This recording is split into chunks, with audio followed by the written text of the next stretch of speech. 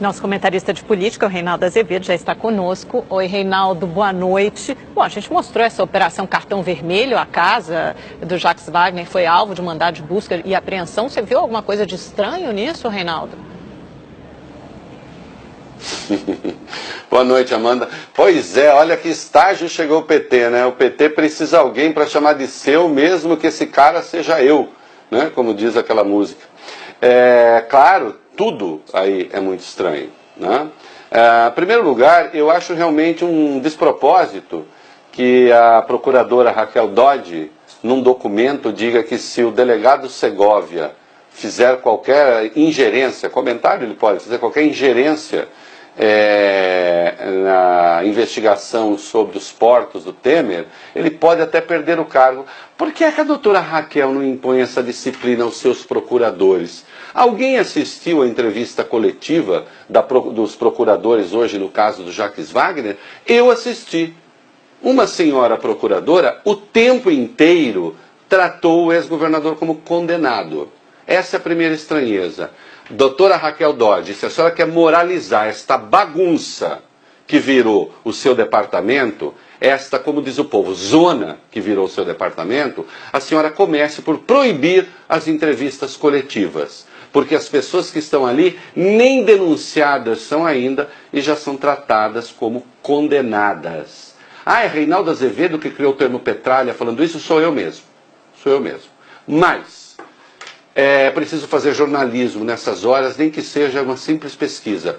Amanda, sabe quanto custou o estádio todo? 680 milhões de reais. Você acha que uma obra, eu estou fazendo uma pergunta retórica, não estou querendo te meter no meu comentário. Você acha que uma obra de 680 milhões terá como propina 450 milhões?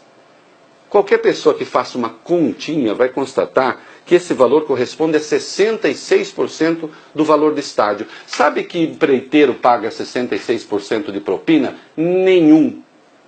Nenhum. A própria Lava Jato sabe que as propinas pagas variam de 0,5% a 3%, o que já é um despropósito, porque nós estamos falando muitas vezes de obras bilionárias. Essa ideia de que uma obra teve 66% de superfaturamento e que uma pessoa sozinha levou disso, no caso seria o governador Jacques Wagner, quase 20%, é completamente fora de qualquer parâmetro. Não é? Acontece o seguinte, nós vivemos a era em que o Ministério Público acusa quem quiser, do que quiser, as pessoas não dão a menor importância para os valores, não fazem conta, não se dão conta do que está em curso, né? E entram nessa. E aí o governador que vá se explicar, porque afinal ele tinha 15 relógios de luxo, né? Aí vai a procuradora e diz, não, ele pediu propina pessoalmente. Há gravações em que se entende que... Bom, nós já vimos esta mesma procuradoria, como corpo, entender, por exemplo, que o André Esteves do BTG Pactual era o financiador da suposta operação de fuga do Nestor Cerveró a partir de gravações e depois se concluiu que não era isso, que não era ele, que não tinha nada disso. Não dá para condenar as pessoas antes de que haja mesmo um processo judicial. Nesse caso, Jacques Wagner nem denunciado ainda. Eu estaria falando isso para o Jacques Wagner, para o Reinaldo Azevedo, para o Zé da Esquina ou para o Capeta. Não é? Eu não dou ao Ministério Público poder para isso. Dona Raquel Dodge que põe ordem naquela bagunça. Reinaldo, boa noite. Falando na dona Raquel Dodge, ela decidiu rescindir os acordos de delação de Wesley Batista e também de Francisco de Assis Silva. Como é que você vê essa rescisão, Reinaldo? Olha, Boris, boa noite, já não era sem tempo, né?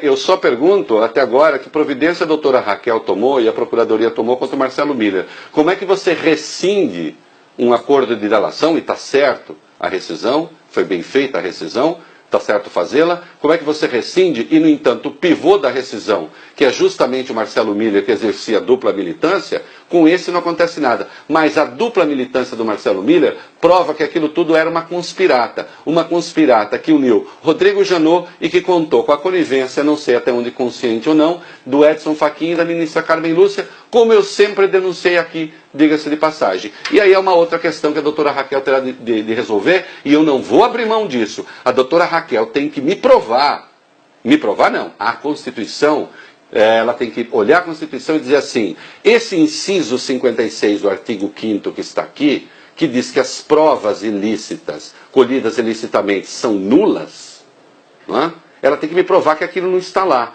Porque o fato de o Marcelo Miller ter feito o que fez, lamento, anula tudo que possa ser considerado prova nesse processo. Ah, você que está dizendo isso. Não, quem disse isso foi o Rodrigo Janot, numa entrevista quando ainda era procurador e quando negava que houvesse irregularidade.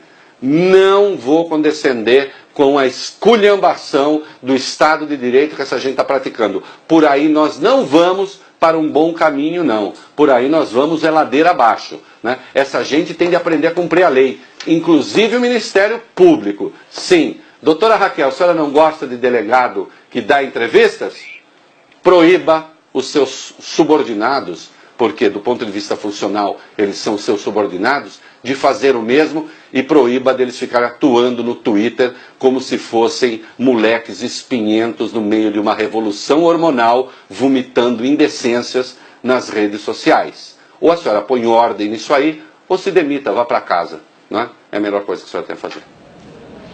Obrigada, Reinaldo. Boa noite. Até amanhã.